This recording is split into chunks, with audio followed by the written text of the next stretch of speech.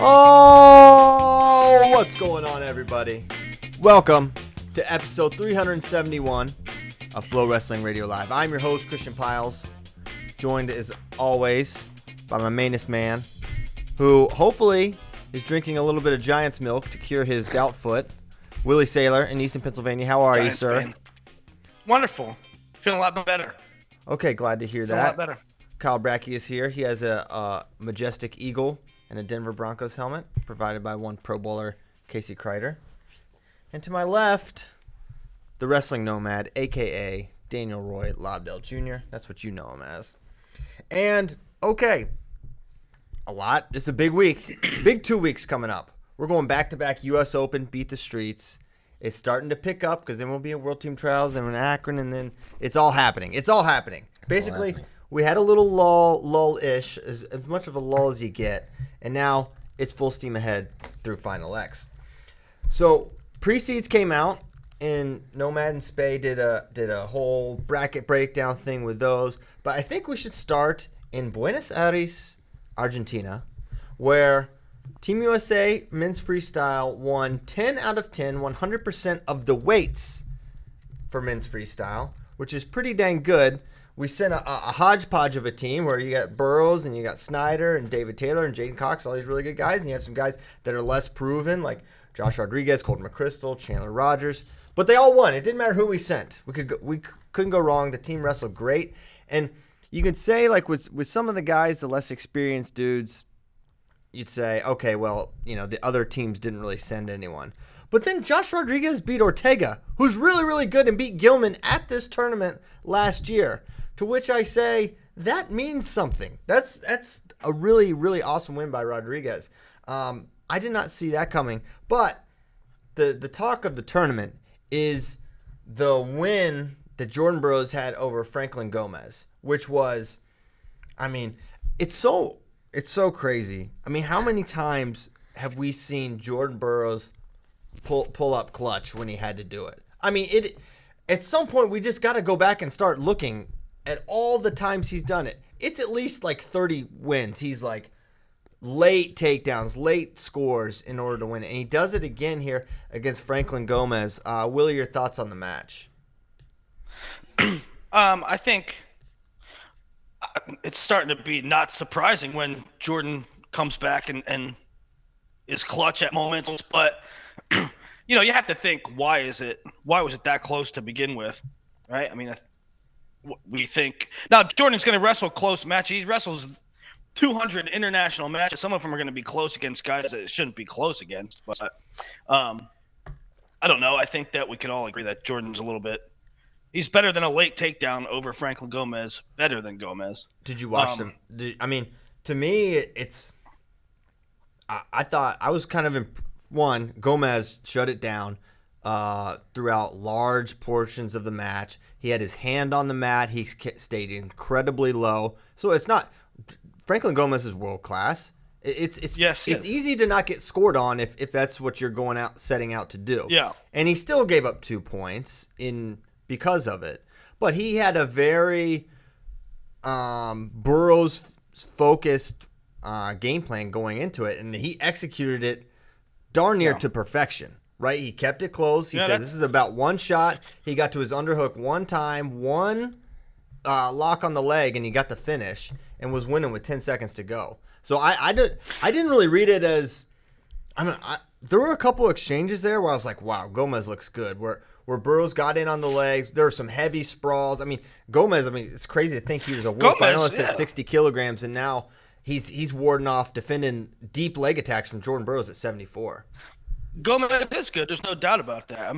He is world class. But I just think, I think that if that match is wrestled 10 times, it's not a Jordan Burroughs late takedown to win it. I think there's a little bit more separation. But that's another good point too. You go into Pan Ams. Gomez goes into Pan Ams, and he has time to train for one guy, right? He has time to game plan for one guy, and even at other tournaments too. I'm sure Jordan Burroughs is Jordan Burroughs not the most game planned guy, most game planned for guy in the world right now? Maybe in the history of wrestling. Right, because of his longevity, of his particular style. He's very game planned. So that's another factor why he has probably some closer matches than you would anticipate. And I'm not trying to take anything away from Frank Gomez, but another thing that was interesting to me is just the sheer numbers. I think it was Gina Perry that tweeted something about Jordan's record at the world level. It's something like, I'm going to butcher this, but it's something like 172-7. I think that's what it is exactly. Yeah, it was Justin Bosch said it, and Gina quote tweeted it. Is that absurd? I mean, that's better than like some all-timers in college, and he's doing it at the world level. Yeah, no, it's an insane run, and it continues. And how many lose? That's what the one thing I always marvel at with Jordan is how many of his matches are losable, right? Like there's a lot of them that have been in the balance. Probably 50 of them have been in the balance late, maybe more than that. And he's just it's that intangible thing that's like everyone talks about just being a winner or a gamer. And it's kind of like, okay, like, whatever. But then it's just like, that's exactly what Jordan Burroughs is. He's a winner. He's a gamer. He can just dig deep. He's always got that extra thing he needs to win a match. This one in particular, like, you're watching, Christian, where you're like, all right, well, Jordan always comes back. Jordan always has some late magic. And I'm watching it, and I'm like, there's not going to happen. There's not enough time. No way. And it was like, whoa. Yeah, with 10 seconds, it's over. I mean, well, I won't say that, but with like he could seconds. I could see him just steamrolling, getting a step out, which is all he actually needed. But you could see kind of early on in the first, as early as a 10-second exchange can be, like it was like, man, I don't know if it's going to happen. And I mean, the finish on that double, and that double in general, was very vintage Burroughs, old school Burroughs. Like, you're not supposed to finish from there. A guy's not supposed to just fall down from there. But he had it in him just to dig deep and get get both legs and just run his feet and get the finish. It was really impressive. And I don't think Gomez, just the onslaught just kept coming. He wasn't ready to stop it.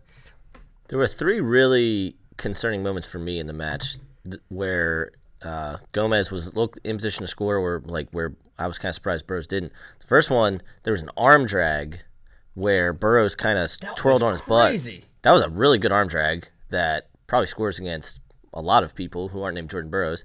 And then there was a moment where Burroughs shot, and he was kind of driving across Gomez, and he had Gomez's knees together, and he didn't score. Mm-hmm. That one was, I was like, that's Jordan normally scores on that. I'm going to chalk that up to it being April, and that Jordan's going to finish that when it comes time for Worlds.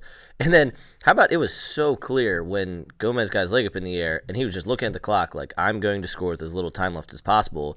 And JB basically was trying to take a caution and won. Like, he was clearly, like, going towards the edge. Like, no, dude, like, I'm not going to hang out here. And, I mean, continuation is a thing, so they did get the call right. Like, that should have been a takedown. But Jordan was like trying to hop out of bounds and be like, no, like this is not how I'm gonna lose this match. So, but those were 3 moments where I was kind of like, interesting little exchanges. Yeah, it was interesting. Now, I would be remiss if I did not bring up the fact that did Franklin Gomez have a pretty good game plan for Jordan Burroughs? Would we agree with that? Mm-hmm. Pretty good game plan. Mm-hmm. And maybe he has the best coaches in the country that he's training with every day. And maybe that's a thing. Maybe that perhaps impacted Gomez's performance. And here's where, and I've talked about this at length, but I'll say it again because I'm just trying to paint this picture in your mind, okay? It's the Olympic Games 2020, Tokyo, Japan. Okay, Cale Sanderson, Casey Cunningham, Cody Sanderson are preparing Franklin Gomez and Beksad Abdurakhmanov to beat Jordan Burroughs. Here we go. That's happening.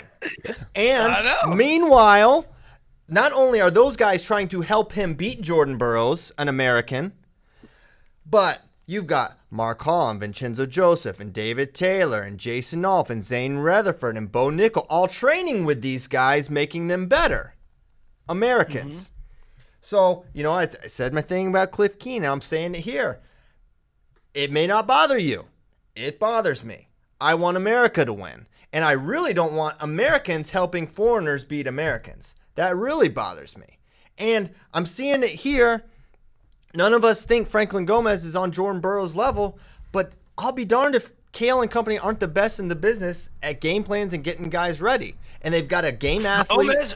They've got a game athlete with Gomez. They've got a game athlete with Abdurakhmanov. Gomez is world level, and Bekzad's already beaten him. So yeah.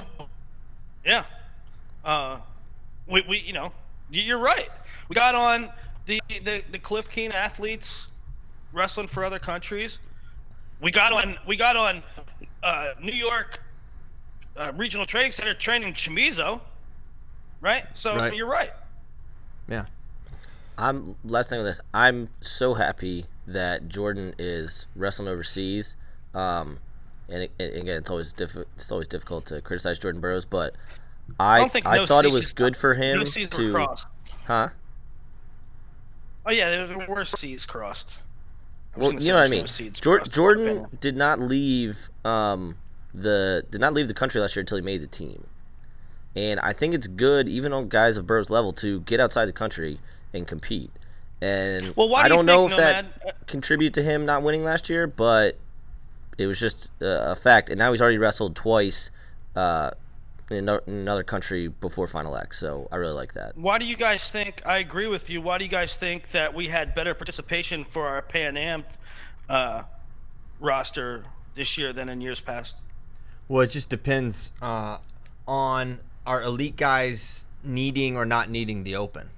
If they don't need the Open, they don't go, or they'll go to Pan Ams. Mm-hmm. Well, that's typically how it's worked.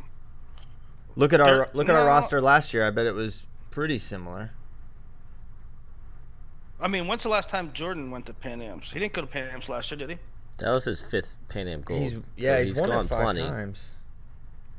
I don't know. It just felt like, you could be right, but I felt like we had more league guys there this year than in years past, and maybe that's because we medaled at Worlds. But I don't know. The bottom line is, feels pretty good to have a close to full roster with that many stars going to Pan Ams. I mean, at some point you gotta maybe wish that our Continental was a little tougher, because I mean some guys just don't go to the Continental because it's like, who am I gonna wrestle? Ecuador, Yeah. No, it's tough that this part of the country doesn't. Or this part of the world just doesn't have that many elite guys. And if Cuba's not bought in and sending their guys, I mean, Salas forfeited the finals. He's like, I'm cool. He forfeited. He's like, I'm out. I thought, because I saw it in the bracket, and that, I don't know what made me think it was an injury default. I was like, okay, I'll watch this and see how he got hurt. He didn't take the mat. He's like, I do not want to wrestle Kyle Snyder today. I'll wrestle these other people, sure. Not wrestling Kyle. So I didn't like that. But, and also, while we're on the topic of Pan Ams, Joe Colon beat Bond, the returning world champion. It was kind of a one exchange where he got all his points. He got a takedown off the single and a couple of guts, and that was the difference. It was a 9-3 final, I want to say. But I didn't realize that, or remember at least, that Corey Clark also beat Bond within the last couple months. Yeah, I didn't want to rain on Cologne's parade, because look, anytime you beat a world champ and gut the crap out of him, that's awesome. But Corey Clark and Ben Whitford beat Bond a month and a half earlier. And look, sometimes these international guys, they go to events that aren't worlds, and they aren't in the best shape. I have no idea if that's the case. Are you telling me that sometimes Bond underperforms? Yeah. Wow. I don't know if that was the case here, but... Breaking. And I don't want to rain on Joe Cologne's parade or anyone, Valier to see, because you beat a world champ, it's awesome. But sometimes we don't see Maximize YBR. If this was Maximize YBR, then Joe Cologne's to look out, world. Yeah. We know that it wasn't. And also I'll say this, though, to the other end. even though Bond had he has a lot of underperforming times, it was never against Americans up until this point. How many Americans had beaten YBR up until Sarah Pilato? Ramos was over. Brewer lost to him. I mean, I've watched this guy just ball up Americans regardless of what was going on forever. Fair point. That's true. And I think another thing to take away from it, I don't know, I could be wrong, but I feel like Cologne gutting him is more of a good sign than maybe him just dropping matches to other people. Like, if Cologne can gut him, I'm feeling pretty good about it. Yeah.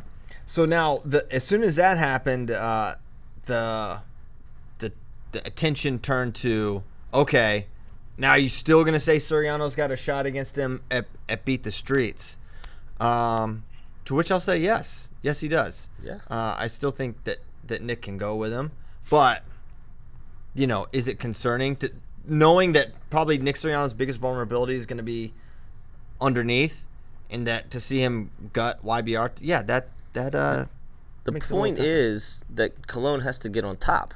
Yes. Which he certainly can, but if he doesn't, then I mean, look, Cologne's single has gotten how many times was way better. Soriano taken down this year?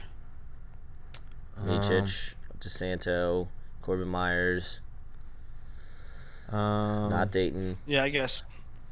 So that happened. Think about many. I mean, Cologne's probably more certainly better on his feet than some of those guys, but Soriano's so tough defensively in neutral. You're right. Cologne has to get on top. The way Cologne took down YBR was so violent. Like, YBR was he looked like he was about to rubber knee, and Cologne just slammed his knee down and torqued it out. That was violent. And then they got in a crab ride position. I don't know. It was a weird position. Joe Cologne can obviously beat Nick Soriano, especially if he gets on top. But he's got to get on top. He do. Okay. Any other Pan American Championships thoughts? Good. No. Okay. Pan Am Games we qualified. I believe we qualified all weights, all styles for Pan Am Games, which is good. And that's just something that's really important to the USOC. So that's why you saw Greco and women send a lot of their stars. Men had already qualified, so but this is not but the Pan Am Games is not the one that's an Olympic qualifier, right? Correct. Pan Am Games is just so every continental. When you hear the word games, it's more important, right? Olympic Games, World Military Games, Pan Am Games. It's more important. So Pan Am Championships is every year, and that's just done by games. the individual sports. Pan Am Games is like the mini Olympic Games for North and South America. Yeah. Reindeer Games, as Willie said. Mm-hmm. Way more prestigious than the Reindeer Championships. Reindeer Games is it's the Arctic Continental. All right. So, United States of America Open. That starts this week. We have the draws, at least for right now, subject to change. They could be adjusted, the seeds. But we've got a pretty good start. We could get a jump on them. Should we start at 57 and then work our way? Yeah, let's start at 57. 57 kilograms, where Thomas Gilman is your top seed. Dayton Fix the 2. Zach Sanders the 3. NATO 4. I'm not going to read them all. Pirelli 5. So, interesting little things here. A potential and Zach Sanders still involved, huh? Yeah, man. He was on our World Cup team. So, a couple interesting things. Round 1 or a round of 16, Vito Delgado. That's extremely interesting to me. Piccinini versus Cruz, round of 16, also extremely interesting. Now, NATO Gilman could be a semi, and Vito Fix quarter, then a Sanders Fix semi. Thoughts on any of those matchups, Willie? I'm interested. I'm interested in all of them. I think that the Open is the first time to see guys change, evolve, get better, or rusty. I think that if you dismiss any of them, I think you're a little nuts. I don't know. Is there one that jumps out to you that's in particular better than the rest? Well, I think Vito is really fascinating for me. Yeah, guy's a really good freestyler. I think he improved a lot throughout this college season. mean, I don't know. I mean, I think he's probably the favorite against Jesse Delgado, but and maybe Fix just tools him up. That's possible, and I'm not sure if they've ever competed against each other.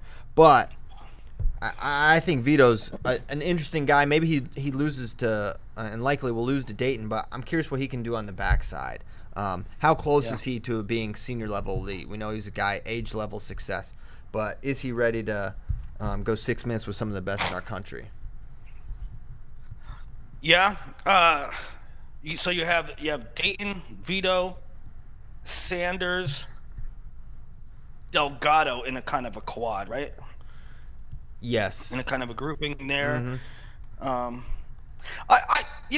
I'm interested to see Josh Rodriguez after like a full kind of cycle thing with Penn State. I was actually interested to see him last year, and he wrestled. He had his moments, but certainly more of a thing. And it's not only like can the guy win. I'm not saying Josh Rodriguez can win it. I'm not saying he can't win it either, but these guys are this weight is so deep, and these brackets are so deep. It's maybe not about who can win it. It's about what guys are getting picked off by other decent guys, right? Yeah, I'm always sign me up for Gilman Nato. I think that's every time it's a pretty good match. I'm with you about seeing how Vito can do on the backside. What I think would probably be the third place match is actually going to be the Conci semi if things kind of go as planned, because with Vito being the 7, the way he drops down, he would have the Gilman NATO loser in Conci semis. Mm-hmm. So you think Vito's could be a top 4 guy? I think Vito is the 4th best guy. I don't think he'll place that high because of where he's seated and where he falls in the bracket, but I do think so. I think look, Pirelli's been around forever, and he had an incredible match with NATO in the 2017 third place match. He really blew that one. But I don't think Pirelli's been that same guy for the last year and a half. Look, I mean, Pirelli's he's a vet, right? He might just big brother Vito. But I think Vito is probably the 4th best guy if NATO's healthy.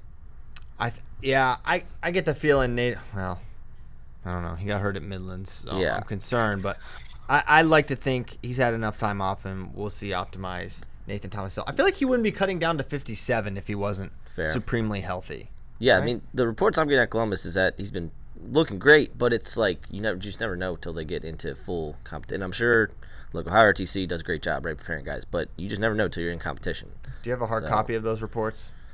I guess I can print text messages if you'd like. That'd be fine. I'll allow it.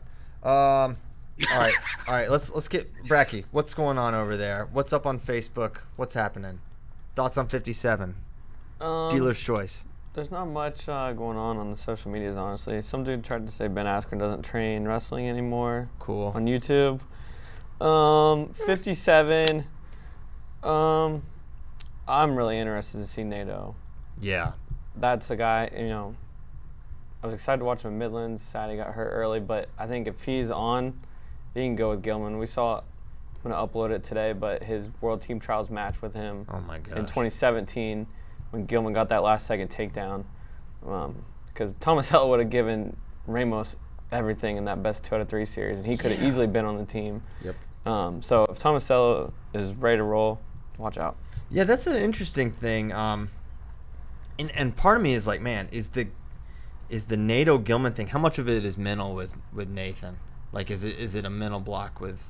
I'm starting to get more like, I'm like, no, it's just about the rest. I mean, now I'm calling guys gamers. I'm talking about the mental. Like, there might be something there with NATO and Gilman, but certainly he's got the goods to go with him. And we've seen NATO fix before, and that's when Nathan got his kind of first real injury that we can recall in the U23 finals, right? Trials finals. Slide that by is into the table. Yeah. Okay. So that's 57. Maybe we'll get into our predictions Thursday. Actually, I don't know what we're gonna do Thursday. I scheduled my flight for the afternoon so I could do FRL Thursday, but I think you guys will either be in planes or already in Las Vegas, so we may have to do an audible here. Maybe we'll get Willie on location via Skype. I think we did that last year, maybe. Now this time, Willie, when if we do a Skype one, you can't just leave and put Spay on and surprise me like that. I was like, all right, we'll kick it to Nomad. In walks Spay, or no, Willie's coming back, and then in walks Spay. I went over and got Willie, and he's like, "Nah, Spay, you go." Yeah, I knew exactly what happened when Spay walked in. I was like, oh, I know. Willie just don't want to do it anymore. So he's like, No, I thought we were. Yeah, here we go. Here we go with the busyness. Well, there was a tournament starting. Let's go. Number one, and number two, I thought that we were just on Questions with Friends. Sorry, I missed Questions with Friends. You were asked to come back, and you didn't. You ducked. I'll offer my predictions since I won't be there. But let the record show. What did he skip, Kyle Brackey? Questions with Friends. Oh, of Hey, course. Of course he did. Yeah. Of course you did, you fraud. That's why you're not Listen, involved. Kyle, I was privy to a lot of people at Flow Nationals giving Kyle tips on next Alien Hour, what to go with. I've got one. I can't say who it's from, but I might need my own. Like, we might need to do a separate episode on this one. Holy cow. This I is got a good one. I got a police report and everything. There's a police report. There's a police report. We've got documents. Yes. You're like Alex Jones now. Yeah. You got the actual documents. Yes. Did you file And a this Freedom is- of Information Act? No. Wow. I've been leaked this information. Wow. And leaked correct me if I'm wrong. documents. I don't know if it's going this direction. I'm pretty sure I know what it is, but correct me if I'm wrong. Is this more of a? Is this a plot twist here, Piles? This is more of an urban one, correct? No, not really. It just No? really happened. All right. Sounds urban. There is an urban one that I was made aware Yeah, of. I seriously got a lot of them this weekend. That's awesome. Yeah. They love Alien Hour. Yeah. It's undeniable. That's great. Someone asked, one of our FRL questions is, can we do Alien Hour at the beginning of the show or the end? I said no. Can we do an actual hour of aliens? Or an actual hour. Okay, next one. 61 kilograms. You know, here's on the one hand, Tony Ramos at the 5, well, that just seems kind of silly. But on the other hand, it's a pretty dang good draw to be opposite of Brewer, who teched him, and Graf, who's always wrestled him tough. Now, he is on Clark's side, so we're going to have that Iowa thing, and Clark did beat him at AWL, which is definitely notable. But Why is Brewer so low? yeah, that jumped out to me too, Willie. That is why. So when, Like I know he had a bad performance. He had a rough performance somewhere. However, like resume, like all things included, 6. Did they not see the mic'd up with Sebastian Rivera when he beat Spencer Lee? That's got to get you. How does that not get you the 4? That doesn't get you the 4. I don't understand how they see these things. well, so this is weird, and this is why. So CP was like, hey, you should do your predictions for seeds, because we're like, these aren't going to come out. And then they tweeted from Pan Ams like, hey, working on them. Anyway, I was kind of doing them conventionally. I was like, okay, Ramos has made 5 straight national teams. He's going to be the 1 seed going down. And then I was like, crap. He lost to Corey Clark. They're not going to do this. Sure enough, they did.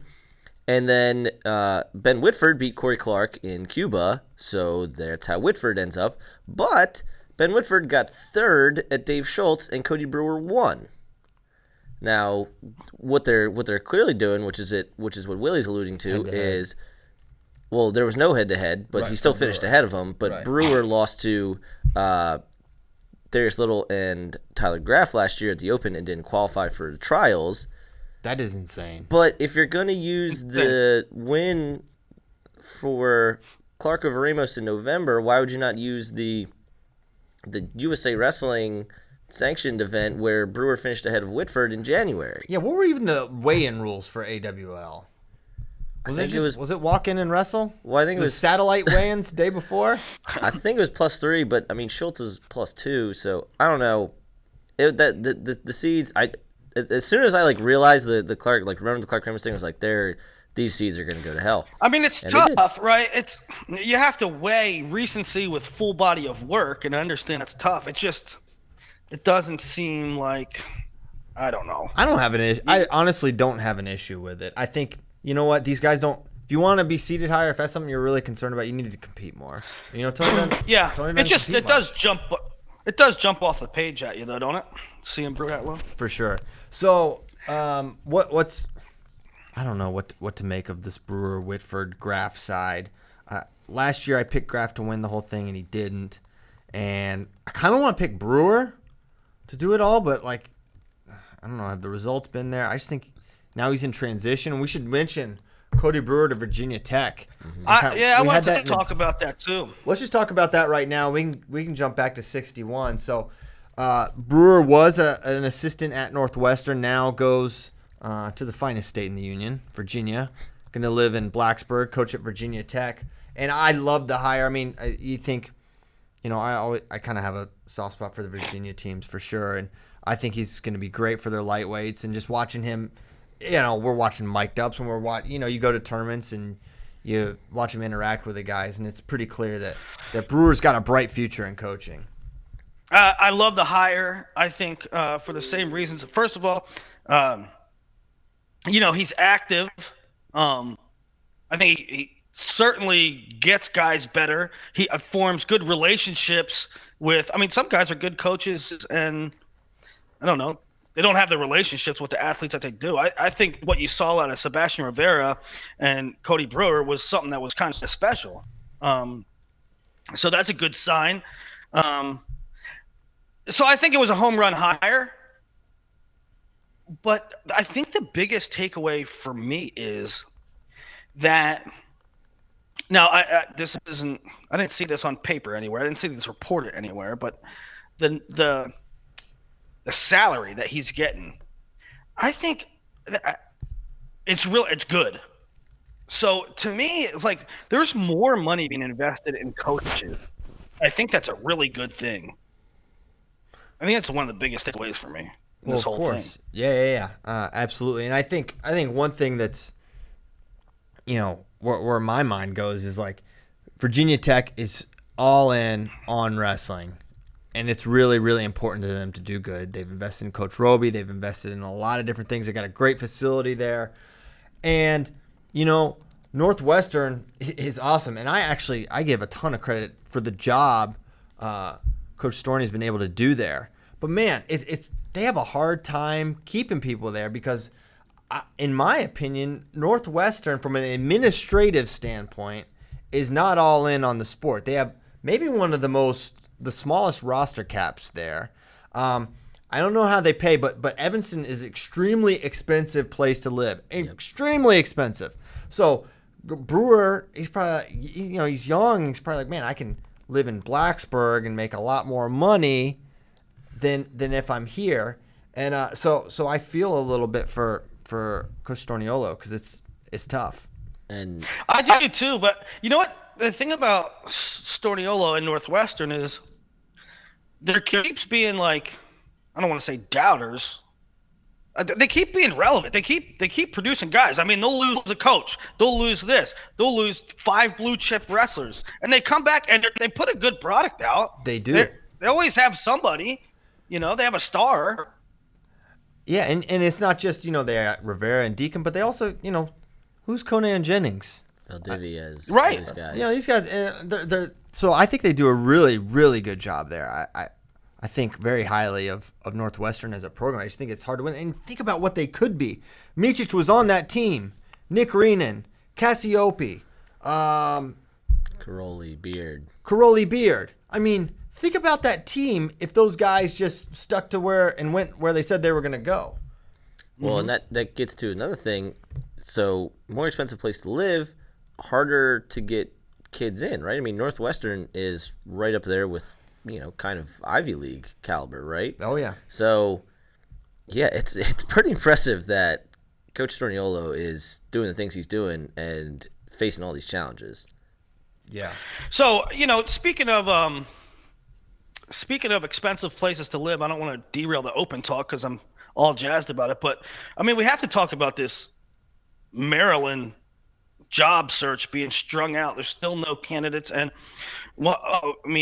Christian, obviously you're probably on the phones and in contact with people more than I have been the last couple of weeks because it's been hectic. But the thing I keep hearing is salary and cost of living. Yeah, College Park's an expensive place to live, but we're gonna find out soon. All right. Very Is soon. that you're Is that- teasing? What's that country song? Cost of living's high and going up. Yeah, I don't know that. I don't know that one actually. Bracky, you know that one? I don't. Yeah, I got you. But it's something twisted though. It's like the high cost of living. It's like a dark metaphor. Oh, Yeah. that's Ronnie why Dunn. Nomad knows it. Cost of living. Who sings it? Ronnie Dunn from Brooks and Dunn. Oh wow, Ronnie. No, that's not. That's There's a Not the one country I'm song thinking. I know y'all don't know. That's surprising. I know Baltimore County knows that. I'd never heard it. No, I'm thinking of the Hank Williams one. Oh, okay. Got it. You know what I'm yeah, talking about? yeah. That's it. That is a dark one. Okay, boot scooting boogies. Back to 61. back to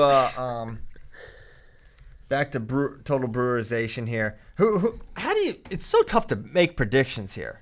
Like Tony Ramos, yeah, he's won it 3 times or whatever, however many. I'm sure he'll remind me if I got that number wrong. But he's tough to pick to win here, even though we've seen him do it. I wonder about him at 61. First of all, I think he's always competed better at 57, right? And all his open titles are at 57. So I'm a little, but then again, this is day of. He's 61 kilograms. I think it. You know, he's a 33 in college, so I think he'll be adequately sized. But man, if Brewer's down there, that we've seen that's a tough matchup for him, and Clark's already beaten him, and so I don't know who I'm going to pick here. Is what I'm basically saying. I don't know. I have no clue at this weight. I don't either. I'll probably pick right before the finals. I'll have a better idea. I text Tony. I'm like, hey, are you coming to Flow Nationals? And he said, no, I got FloWrestling predictors to prove wrong. Oh my gosh, Tony, you weren't entered. no one picked against you. He wasn't even entered. Spay at went that back point. and edited it and picked him second. Yeah, he picked you to get second. So yeah, shout out to the haters. I got Ramos. You got Tony? Oh. Man, although I went back and watched that Nico match from 2014. What a awful match that was. Horrible. And the almost takedowns? That was What was the insane Ramos match from the Open last year? He was last year? trailing. Well, Yeah. he was tight with Josh Rod. Yeah, but there was another No. one on the raised mat. I don't remember. I couldn't tell you. I mean, he beat He had a late- freaking he had a late Dayton. one. He had a late takedown against Dayton. Wasn't even a takedown. It was Or exposure. exposure off the slide by. That one stands out. So Maybe it was that. I don't know. yeah, I don't know who I'm gonna pick. I'm not. But I don't gonna know who to yet. pick. I'll Right. pick I ain't picking yet. neither. before or just after the finals. I am so curious. First of all, I'm so curious about Whitford Brewer. I'm all in on Ben Whitford being back, and then either of those guys against Tyler Graff. Where does he even train? He is okay. I was given conflicting reports. Oh my god, we don't even know where he At lives. first, I was like, okay, this is obviously Cliff Keen, and I think he was even registering Cliff Keen. And then somebody, I think it was like Yaya Thomas's dad, was like training right here in Evanston. So I don't know. I don't really care. Ben Whitford's back, and it's awesome. He doesn't care. He could care less where he trains. Yeah, that's where he trains. He just wants him to enter tournaments. So yeah, all in on Whitford. Now it gets really crazy here. Oh, does it? What? It's 65? Yeah. In my opinion, it do. So sorry, I had the pictures here. There we go. Now, Jo on top, Zane on bottom. Now, McKenna's the 3, Molinaro 4, Yanni 5, Ironman 6, back to the Futrell 7, and on. Josh Demas, Colton McChrystal 8 9. Some really interesting early matches. Dean Heil won 2 NCAA championships, and for his trouble, he is the 15 seed, and we'll see Zane Rutherford in the round of 16. It was Sanders. Remember that Sanders Oh, Tony match? Yeah, he gave up an arm throw early, and then that was it. Yeah, you got Yeah. Anyway. So let me think here. what is interesting here? Well, Yanni's path is insane. He'll have Meredith in the round of 16. That's the NCAA Finals rematch. Then winner gets Molinaro, and then the winner of that gets Jordan Oliver, which is crazy top side. And we'll see McKenna wrestle Ironman for the 15th-ish time. They've wrestled a lot of times. And what? What's the schedule? Is semis on day 1 or day 2? I think they're day 1 in the I'll let you know, evening man. sesh. We've got the full schedule is on the site. Apparently, maybe, I don't know, but the junior finals are after the senior finals. Main event. That's Yeah, correct. figure that So out. Friday, wrestling starts 9 a.m. and then semis will be at 5 p.m. These are all Pacific times, by the way. And then the senior men's freestyle finals are at 2 p.m., followed by the junior finals at 5 p.m. That'll be lit. Interesting. All right. I don't know why, but it's happening that way. People got plenty Actually, of I guess. all of the junior placing matches will be after the senior finals. Okay. All right. We don't make the rules here, There you go. but that's how it'll be. Thoughts on Yanni's draw? Yanni Molinaro. Is Molinaro a horrible matchup for Yanni? Not horrible. Willie? Hey, Willie. I mean, I think it's probably one of the worst matchups. Yeah, that's what I mean. Like, as far as, like, guys that are going Yeah, to... that's a horrible matchup for him. Okay. I mean, as far as matchups goes, I mean, Frank pretty much stays at home, and when he shoots, he goes really hard. Picks you up he's and not a guy powerbombs that you. right. He's not a guy that drops on an ankle and then figures it out while Yanni's also figuring it out and countering you. So, yeah, that's a tough matchup. I look at that.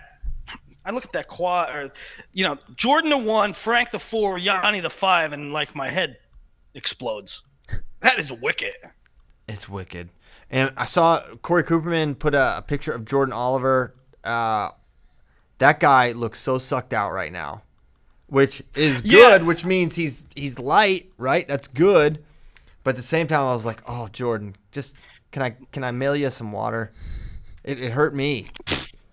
Yeah, that was my thoughts precisely. One, good to see he's already down to weight. Well, I mean, the first reaction is, damn, dog, you sucked out. The second reaction is, well, that's good because we've actually seen Jordan. I remember a few years ago at the Open, this dude had like 2 minutes to make weight. Oh, Like really? he was, yeah. I He didn't almost know that. like. I was back at the scales, and they were like, "You got 2 minutes," and he like ran to the bathroom, ran back, and made weight. So, I guess what I'm saying is, looking at him, he's not taking it down to the wire, right? It's good that he's down early. Right. He's handling his business early. Yeah. So, I mean, that's going to be the big thing. J.O. and Molinaro, 2-day weigh-ins, scratch both days. Oh, my gosh. That's horrible. Then J.O. had to do that at Koloff, so it's not the first time he's been down. which is smart of him to do. Yep. Whereas Molinaro, this will be his first foray into it. Now, Zane Rutherford, I mean, you already have proclaimed that Jordan Oliver is going to win this tournament. You can make. Oh yeah, yes. You Yes, left I- yourself no outs. There's no wiggle room. Yes. I believe Jordan Oliver to be the best man in this bracket. It is freaking stacked, as evidenced by the fact that there's 16 seeds. But all things considered, I think J.O. is the best guy, and that will be my pick. And if Zane would Well, like I'll to flip me say- the birds, which he won't because he's a nice guy, when he wins, but go ahead. What if he did? What if That he would be went- amazing. What if he went double barrels at Nomad? Freedom Who, Rockets. Zane? Yeah, just two middle That'd be fingers. awesome. He just goes, what if, like, Zane's like, you know what? Heel turn.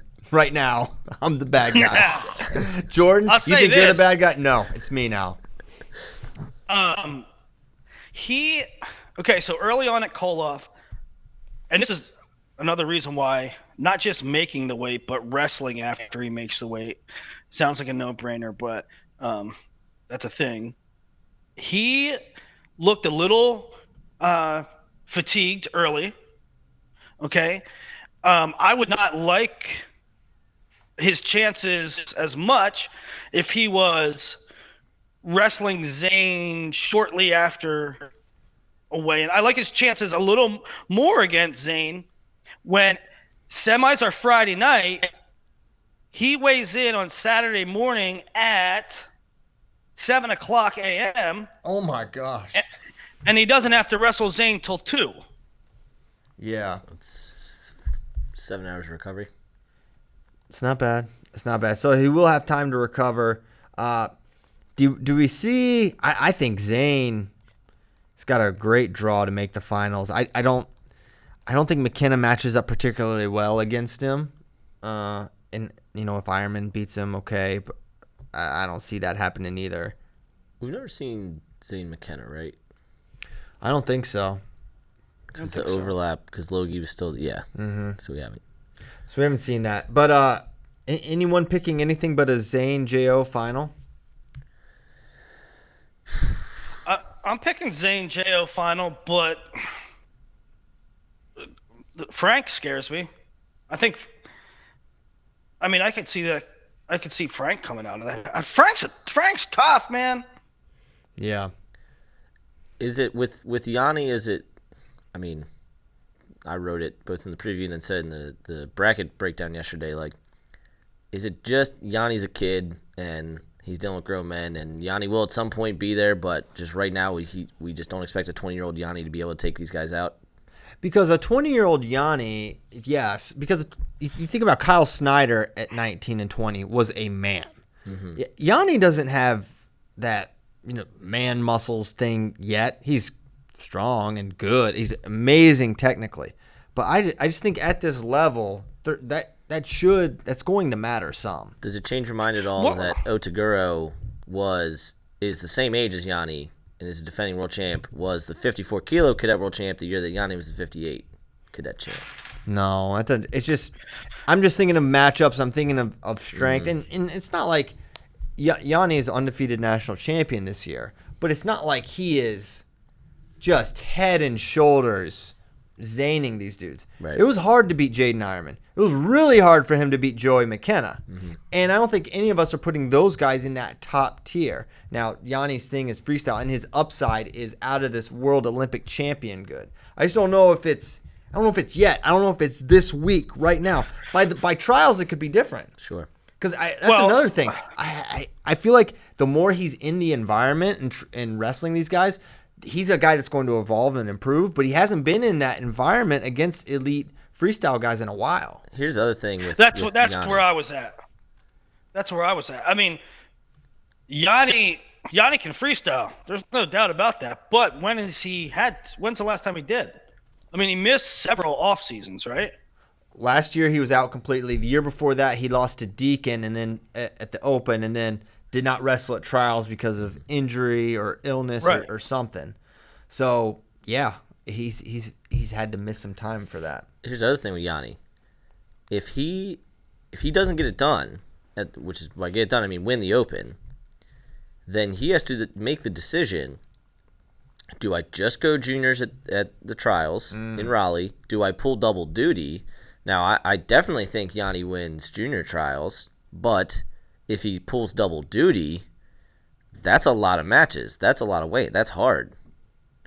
Yeah. So I don't know. And I think they're going to decide. Yanni wants to wrestle in the World Championships this year, whether it's junior or it's U23, whether it's senior. They're going to try to get him on a world team. So he's going to have a lot of decisions to make after this. Yanni, you should start entering Greco tournaments like Adam Kuhn too. You can up your probabilities if you start going Greco. I think it's probably the right call. Yanni wrestling seniors, see how it goes. Maybe he wins the whole thing. Maybe he takes 5th or 8th, and at that time determine what you're going to do. Selfishly, I like our junior squad. I would love to see Yanni on our junior team. He will replace Andrew Alirez. That will be his main competition, right? Alirez going 65. Yeah. So we're gonna be okay at 65, whether it's Yanni or Alirez. Or even O'Toole's in there as well. So yeah, we feel really good about 65, but it's a matter of how many matches does Yanni have to wrestle in Raleigh. Right. So that's 65. Any parting thoughts from any of you on this weight? I haven't really wrapped my brain around it. Is there anybody? Let's just say this for the weights we've went through: 57, 61, 65. Who is not in that is a factor? Obviously Cologne, but that's He won't enter because he's in Final X. Right. 57. I feel like everyone that's all the players are there. So that's everyone. It's like our rep will have been in this field at the U.S. Open. Okay. Right. Right. 61 Cologne and no Nation. Yep. And no Soriano if he's a factor. We'll find out at Beat the Streets where he kind of stacks. And for the record, both Nation and Soriano are qualified for the trials, so they still have the ability to make that decision to wrestle next month. Oh, so back to 50. Are we saying no Spencer? We don't expect Spencer? No. Nope. And then, okay, so 61 is 61. And then anybody missing from 65 that's a factor? Logan retired, so I would say no. No, I think that's it. Yeah, I'm trying to think of any 49s but no. So say it. Could Ashton? He just wrestled 70. Oh yeah, Ashton. He's for wrestling sure. 70 at Beat the Streets. Could he go 65 for trials? I think he'll go 65 for trials. I think he should, and I think he should too. So that's one more guy. Also, that's in the mix. Final X is at Rutgers for 65. That has to. Oh yeah. He would have. You got to do it. You got to make it. That's hard, but. And honestly, if that was his plan, you would think he would want to go to the Open because if you make the Open, you're automatically in. But it's going to be hard. Either way, he's going to have to beat a lot of guys he's not favored to beat to do that. And he may say, I got a better shot at 70. Even though I don't know if he's adequately sized for 70. But how sick would it be to see him against Nolf at that one? But speaking of 70, Nolf Green, same side. Mm-hmm. That's juicy. I guess justifiable. Even though, you see some of these other, Sorensen, Well, I would favor him justifiable over Sorensen. It's justifiable based on Sorensen's international wins, right? Is that where the Sorensen over Nolf thing comes from? Yeah, Sorensen had, he did Schultz, he did Pilato, so he's been more active. I mean, Nolf took a whole year off, so now he did make the national team in 2017. He beat Nazar in the third place match in Lincoln, so he's ahead of Nazar, who also was out with what do you have, torn pec? Right? Yep. But yeah, I mean, when guys don't wrestle, it's hard to give them that bump. Yeah. So, but what we do get is Nazar versus Nolf is a interesting quarterfinal. We've got my little picture has Green and Nolf semi circled, but I'm looking at that and saying that is a really interesting match. And Nazar is a savvy freestyler with a lot of, he's got some dynamic stuff. I'll favor Nolf. I think Nolf right now is my pick to make the team. That could be really stupid because James Green, but James Green's good. He's my pick. Yeah, but your point, Nazar can throw, right? Nazar can give fours, so it's more. There's a lot of fireworks potential in that match, right? And in freestyle, things start happening. All of a sudden, you're down 6-0. Yeah, it's a little tougher to come back. Actually, it's easier to come back in freestyle than it is in folk style, in my opinion.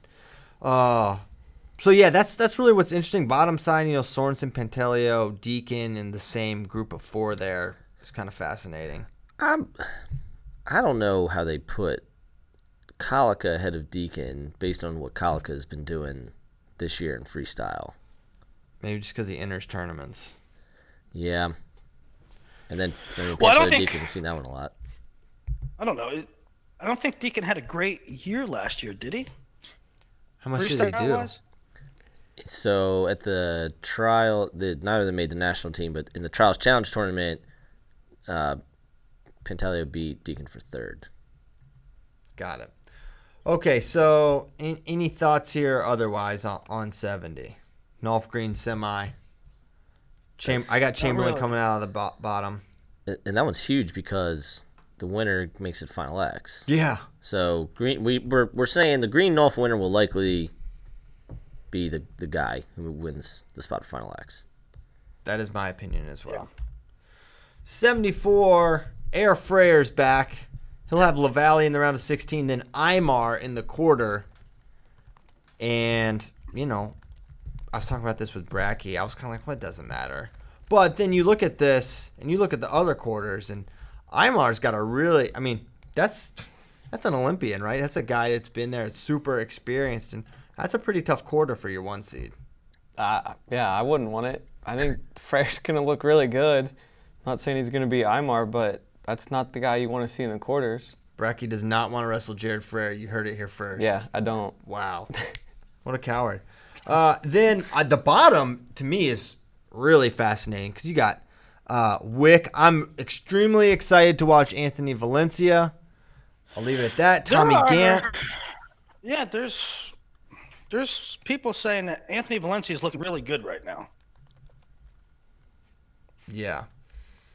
So I'm excited for that. I wonder if Valencia can make a run. Gant is super savvy, and you know Wick and freestyle is interesting as well.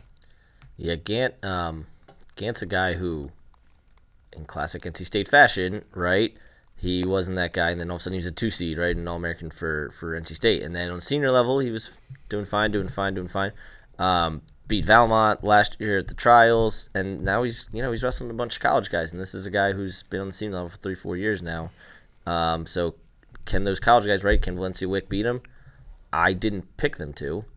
So I think Tommy Gant's really good. And super long, right? Great pace. So Any concern long-term here at this weight, Jordan Burroughs might one day retire from wrestling. It could happen. He could age. He won't. Yeah, you're right. Never mind. We'll move stupid. on. I was just going to say, well, hypothetically, we're not super deep here at this weight, right? And if Dake's like not coming down, and even if Dake does come down, how much longer is he going to wrestle? bro, we got Makai. Okay. He's pretty I don't good. know. We got how junior long- world champ that just knocked off the 2-time NCAA champ. He's not wrestling this year, Oh. but he's I don't 19 know how years long old. that dude can make that weight. Yeah, that's a good point. I don't know how long he can make that weight, but I think you'd see the landscape dramatically shift if there was no such thing as Jordan Burroughs in the field, and maybe even I don't know, depending on what Dake does. I think you'd see some guys.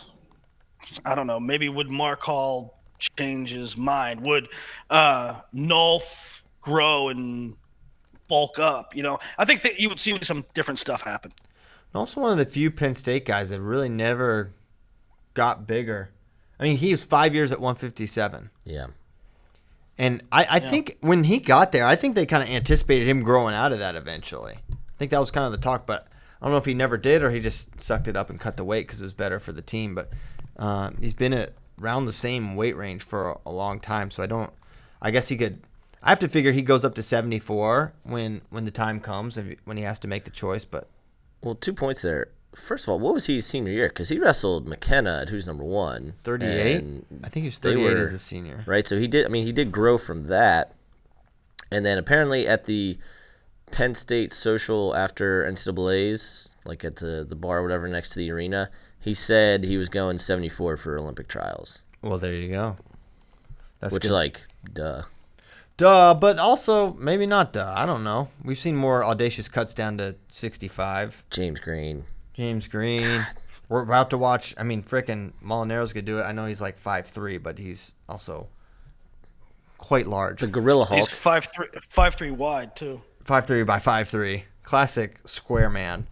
So, yeah, that's Nolf. I don't know. I don't think we have a ton of depth at 74. I know Makai will be in the mix and maybe Chenzo, but Chenzo and Mark not registered. People asking about that, what to make of that. I just think, they're probably coach's decision, their decision. They're not. I'm surprised. I really thought we'd see at least Mark try to make a team this year. He didn't wrestle last year either. Well, I know. That's why I was like, okay, the word was we're going to take this year, get healthy, and we're going to sprint through 2020. And now he's not. And this is a guy that basically only made world teams every single year for how many straight summers. Now he's going to have 2 without an attempt to make a world team. It just surprises me. It's that weight, man. He got decisions to make. Yeah, it's tough. So, That's 74. I think. Do we pause going through all the weights and go to questions, being that it's 9:07 right now? Well, I was thinking about that too, except that the back half of the weights, We might be able to fly I through don't them. know. You might be able to fly through. Well, they seeded 3 at 79, so that's pretty. Not a ton to talk That's about. pretty quick. Ringer, Marsteller, Nate Jackson. So that's it. I don't know what there's to say. We know one of the potential semis, so that's about it. And I know Nate that they will Jackson. be very different size, different dimensions. Nate Jackson might be yeah, a foot seriously. taller than Marsteller. It's possible. It's possible. We'll know for sure when you stood next to both of them. Oh, that's But great. only then. So that's 79. 86. Sammy Brooks has kind of quietly been he's been wrestling kind of awesome. He's Sammy beaten Brooks is the 1 Heflin. seed. He's beaten Heflin. He's never lost to Miles Martin. I mean, Has he ever beaten? Now, how did it go? PD3 versus Sammy Brooks in the Iron Room is a question. Why don't we just ask PD3? But you know He'll what? tell us. I'm gonna call him right now. He doesn't thanks. really talk that much. He probably just going to keep it. Pest can Right. keep it on the low. I heard that Downey was doing well against Brooks at the time. But then, Miles Martin, how does he fit in here? This is a pretty freaking salty weight. Miles Martin, Pat Downey, that match fascinates me. The Battle of Maryland, as you'll call it, probably. So yeah, I don't know. Part of me kind of wants to pick Downey, just 'cause, just loving the ride, be kind of fun. I don't know if he got Ducharmed here a year ago, He did. but he Oh my God. he also wasn't training. He was That not was a training. drastically different Pat Downey. He was very What? The first match wasn't it a year ago that Downey was, his Twitter was audacious, and he came out that was 2 years ago that he years was ago. audacious. But last year still, everybody wanted to see where Pat was at, and he came out and he gasped. They blew the whistle. He was like, "Yo, I'm challenging that whistle. I'm challenging the first whistle because I'm already tired." And he didn't look good. And then he came back and he had a heck of a tournament. Otherwise, I don't know. Yeah, so he's going to be an X factor Wildcard. here. How much competition has he been doing this last year? He did the Schultz. He lost to Torre Blanca, the guy who always wrestles David Taylor Tough at Cerro Pilado. So he's wrestling. He's in a actual structure with NJRTC, and those guys seem to really like him, and they seem to have a good rapport. He looked really good at the Schultz. Now, obviously, none of those guys, Heflin, Brooks, and Miles Martin were there, but the one time that I saw him, he looked really good. Had that really clutch Lubu throw to beat Brett Favre. Oh yeah, Brett Favre's involved. So that's 86. Gonna be a good one. 92. The match I'm looking forward to the most, Bo Nickel, Mike Machiavello, should be a semi, which that's freaking. I really like Machiavello's freestyle potential, but I think Nickel's gonna win this entire weight. He's really, really good. And where's 92, Bracky? Is that Rutgers? Yes. Yes. Hang on. It's at Rutgers. Yes, it is. So that would, potentially Bo Jaden. Yes. Sign me up. Might be my most anticipated Final X match. We got to get there. It's got to happen, but I think it's going to happen. 97. Gadsden, Walls, Mahalik still entering. He's really good. Ben Hannes, Green Ellis out of the 3. He got the 3. How is Sam Hell? How is Ben Honus the 3 seed? Ben Hannes, Green How is Ellis. Ben Honus the freaking 3 seed? Blaze Cobble beat Gadisov. Mahalik beats Varner. Ben Hannes, well, he placed 8th at NCAA. 8th at NCAAs. Hey, something's wrong with there. Something happened. There was a typo. Something got lost in translation. What happened? Wait. There was an email sent from Buenos Aires to Colorado Springs. Somewhere got intercepted. Probably, I'm thinking, by Rob Cole. Rob Cole went Ben Honus 3 seed. We love hitting Mahalik in the quarters. It's perfect. Okay, so that's probably the most notable thing about '97. Gadsden has won the U.S. Open, and looks like he'll probably do it again. Where's Ryan McWaters? He was 86. Well, he probably can't get off work. He can't get off work. He's like a firefighter. He might be battling wildfires right now. Oh shoot! Hey, Me and Spade were having a beer with him after the Open. Of course you were. And we're like, dude, look, I'm not gonna lie. Like, where did you come from? Like, how did you even train for this? He's like, oh yeah, I'm a fireman. I go to local high school, roll around like once a week. He got like 6 last year, just rolling around. There are all kinds of freaks out there that if they like trained full time, you have no idea how good they could be. I don't know that you'd ever like win the weight or anything, but he got 6 just rolling around in his high school for a week, Fighting fires. Yeah. did Austin Schaefer win the Open last year? He did. He did. And then what? He retired? I think he's hurt still. He got hurt. And what? He I haven't seen him since. He won. That's would be fine. my He walk-off. was also Open. in the World Team Trials finals and got hurt. Yeah. Yes. Didn't he win the U.S. Open and then was like transferred to RTCs or something? He's a wild card. That guy's funny. Yeah, he actually did. He went from That Cornell. happened, yeah. He went from Cornell to Oklahoma. Yep. He's like, thanks for coaching me up, guys. I'm out. I've Thanks for learned- coaching me up to the pinnacle of my career. Deuces. He's like, I've learned all I can. And then there's 125. Adam Kuhn, Derek White semi, or actually it'll be Tanner Hall versus Derek White in the quarters. Hamida Nelson, Dom Bradley, looking like Nelson Kuhn or Kuhn Dom Bradley, and I'll take Kuhn. Where's Gable? Minneapolis, Minnesota. He's not Wrestling, entering. dog. I don't know if he's gonna try for trials either. I think he's a first-year junior still. So I think he could do he's that. cadet eligible. Yeah, he's 9, so he kind of got options. Okay, that's that weight. That's all the weights. More to come Thursday. Do you smash? We'll take some questions from friends. First things first. Classic plug for Home Ad Advantage. We love giving plugs to other podcasts. By other, I mean one podcast. Sam Herring, Jude Fisher. They're Swisher. Swisher. Swisher. Dang it! I'm never gonna get it. That's why I just call him Jude. It's a cool name. I like Jude. Hey, Jude. I'm sorry. I never get your name right. That's why the one time I tried to say it. They have Dan Dennis on their podcast. I think it's coming out today, so you should listen to it. Dan Dennis is the man. I love Dan Dennis. Yeah. He is a man. He is. Is he wrestling? Is he wrestling Greco? He's wrestling Greco. Oh man. He lost a bet in his wrestling Greco, apparently. At the Open? Yes. What? I did. That's not true. Listen, Willie. He called me yesterday. We're talking on the phone. He's like, "Hey, could you give a plug for the podcast?" I'm like, "Sure, no problem." He's like, "Oh, are you going to the Open?" I'm like, "Yeah." He's like, "Okay, cool." He's like, I'm like, "Are you?" He's like, "Yeah, I'm wrestling Greco." I'm like, "What?" He's like, No. and then he goes, he's like, "Is that stupid?" Like he was like earnestly asking for advice. Like, should I do this? I'm like, well, Dan. He's like, selfishly, I'd love to watch you wrestle, but be careful. You know, I don't know if he probably won't care. He's like, I'm not getting thrown on my head. He's like, I'll leg foul. I don't care. That's what he said. He's like, I'm gonna leg foul all the time, and they're gonna put me down, and I'm gonna leg foul again. I swear, he said all this. He's If he the gets on best. top, it's over. That's what he said. He's like, I can turn these guys. He's like, there's a different level when these guys get on top.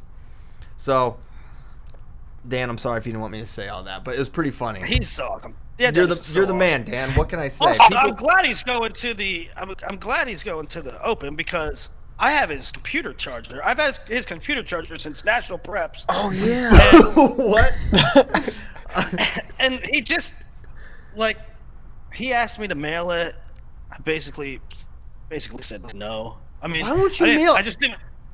Because I've been busy. Number one. Oh, give my me a God. freaking break. Busy. You've been too Number busy two- to mail something to Dan Dennis. Apologize for that. Say you have not been He was busy. the- No, say that. Say the words. I did not want to do it. That's what it is. Wait, listen to this. He was at NCAAs. He was at NCAA. He was literally like, "Where are you at?" I said, "I'm on the floor on the press thing." He's like, "All right, I'm in section 105." I was like, all right, cool. Come down and get your computer charger. He went ghost. Then after the NCAs, he's like, hey, could you just mail it to me? So I don't know how bad he wants either. All right, there's guilt to go around. Something tells me Dan Dennis don't need a computer. Listen, if those conversations, those stories about Dan Dennis aren't enough to make you want to listen to that podcast, I don't know what to tell you. Yeah. All right, questions. Well, hey, congratulations are in order. Our FRL family is going to grow by one, maybe two. It could be triplets. Do we know there's just one? Kyle Brackey. No, we do know. It's just one. I don't know. He could be shadow obscuring. Sometimes they mutate, right? One. You know, Some alien hour stuff. There could be some kind of eclipse going on there. Yeah, an eclipse. That's the word I'm looking for. What if they were perfectly? What if it's twins? They were perfectly in sync. That's what I'm saying. Yeah, and they were hiding each other. I think Have you considered that? I'm pretty sure it's I've not twins. considered that, mainly when the doctor was like, it's just one. What do they know? The jury's still Right. out on Come medical on. science, dude. Okay. Wouldn't the most poetic thing be if Kyle Bradkey's baby came out with special powers? If like some kind of like, you know, like alien force, or like maybe it has a rat, like a deer rack, like Maybe some it's kind of Mothman. I don't special know. thing. Those Maybe are called it's Mothman. antlers. Yeah, so the question is, where's the freaking question? What alien hour mythical creature is Brackey basing his baby shower off of? Ooh, if I had to choose one, it'd be Mothman for It'd sure. be Mothman themed. Yeah. It's near and dear to the heart. Yeah. It's just down the road. He's a good guy. We could maybe have it in Point Pleasant. Wow. Yeah. They probably don't have a lot of baby showers there. They probably do. Okay. Not a lot of babies born in Point Pleasant. Yeah. Okay. Could any? So congrats to the Brackeys, and Thank I'm you. still pretty sure they're twins. Okay. I actually took a look. Olivia posted the sonogram. Yeah.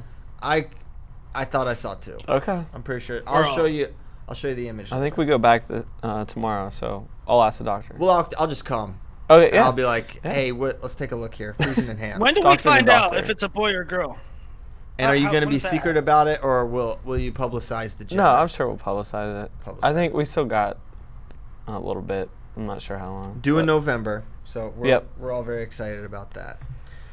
Could any of the FRL cast win a match in the junior division? No. Well, certainly I couldn't. You Definitely. you count yourself out, no, man. Don't speak No. for me. Listen, Kyle Brackey. Here's the thing: could he beat one of the guys in the bracket at 65? Well, yeah. What, you going 65? Yeah, he better get his butt down to 65. Yeah, He better no, I will. 65 at the biggest. For sure. 61. Yeah, I think he's 61 personally. I get him down to 61. You should see what he ate this morning. He rips out a Mountain Dew and a Rice Krispie. It He has was an amp. an amp, whatever. It's green can. He has the worst diet of anyone. He has a worse diet than you, Willie. He has That's the worst not true. diet. Who has a worse diet than you? Because he just pounds Bud Heavies. That's true. I just okay. drink Coke. That's true. Okay. You have the second worst diet in Flow. All right, cool. So we could get you down to 61. I think I could beat somebody in a bracket. I do too. You do. Bader could too. Sure. Mike could too. Bader and Mike. So yeah, next time you think we're just some journalists behind the mic, we have at least 3 guys that could win a match at the least 3 junior guys. level. So And if you're gonna go down to cadets, watch out. that's a wrap, cadets. I was I might eyeing some even of take those. I might even take a period at cadets. I was eyeing some of those cadets this weekend. Oh yeah. No, I'm just kidding. Those kids are really good. Yeah, they are pretty dang good. Thoughts on Matt Parker transfer? Matt Parker transferred to Penn State. Who has more upside, Teskey or Parker? I don't know. I would guess Teskey.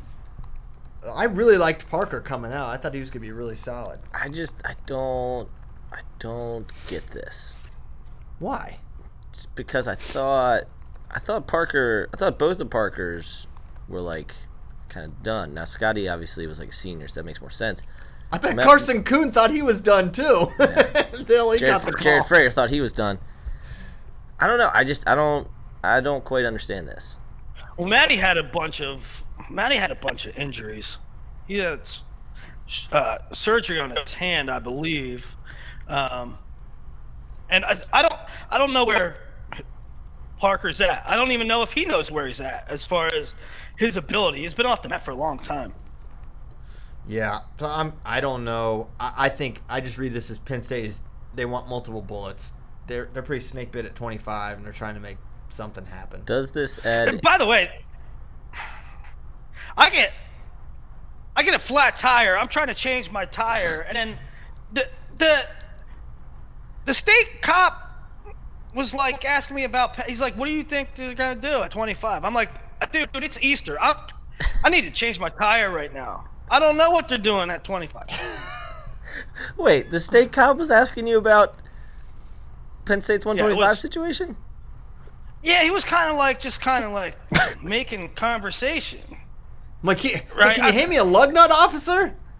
Right. Like, I love cops. I love servicemen and women. But I had like a Ford freaking Fiesta on Route 80, and every time, like, I'm laying prostrate on the side of the road in a pair of USA Wrestling sweatpants trying to change his tire. The cop comes up, scared the bejesus out of me. I literally said, he said something, I'm like, yo, you scared the ass out of me. And he's like, oh, I'm sorry, right? And so I'm trying to change his tire, and he's like, where are you coming from? I don't know. Where are you coming from? I said a wrestling tournament. He's like, wrestling. He's like, Penn State's pretty good. I'm like, yeah, Penn State's good. He's like, what do you think they're going to do at 25? I'm like, I don't know. I'm trying to put this donut on this car. And there's semis going by at freaking 80 miles an hour, and the Ford Fiesta feels like it's going to drop on my head. That is concerning. Man, that's a true underdog story. I don't think there's many people out there that have changed a tire with double gout. JP Rosny said on Facebook, Willie's car now has gout. Yeah. Oh, you gave your car gout. That's why it had a flat tire. Yeah, somebody said on Twitter, he's like, a flat tire is kind of like it's a gout for a car. I agree. Yeah, it is. Wow. What? Call AAA. Yes, my car has gout. Okay. Next question. Where do we go? A lot of questions about seeds. We kind of got into it, so I'm not going to answer those. That's a hypothetical. Oh. Now, Casey Kreider, NFL Pro Bowler. Will Willie's gout affect his ability to dominate fantasy sports? No way. If anything, it gives me more power. Because, Really? Yeah.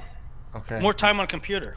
I like the second part of his question. Secondary question. Could he win a fantasy football league while also drafting me to his team in the top 3 rounds?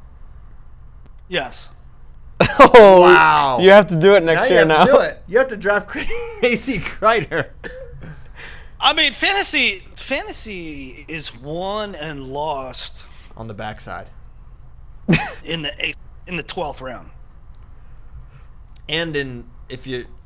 Also, maybe having good players in And- the first I couple. mean, put it this way: I've won several leagues. I've won several leagues several times where my number 1 draft pick blows his ACL in week 2. So that'd be like, you know what I mean? I know. It's I do possible. know what you mean. I do know what you mean. Okay. Rye asks FRL. According to Ben Askren's World Championship scoring breakdown, gut wrenches outscored leg laces 5-1. So, gut wrenches were a thing last year. Can Wrestling Nomad be reached for comment? I'm saying it's going to be a thing this year in the United States of America. And I will run some numbers at some point. You were watching Euros when you tweeted. I know. Guts are I going to was be a- watching Euros because I think the really smart kids and even higher level guys read the tea leaves and look and are watching film constantly and are looking for holes, and I think they're going to be more prominent this year than they were last year.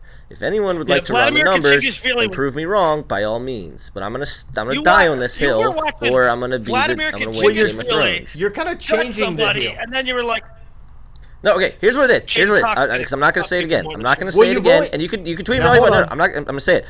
Gut wrenches will be more important this year in American wrestling than they were last year. I want the record to clearly show those are the first times those words have been spoken. Okay, well, you were that's talking why about I'm Team USA. that's why I'm clarifying it. That is what I meant at the time that I said it. I understand I was watching Euros.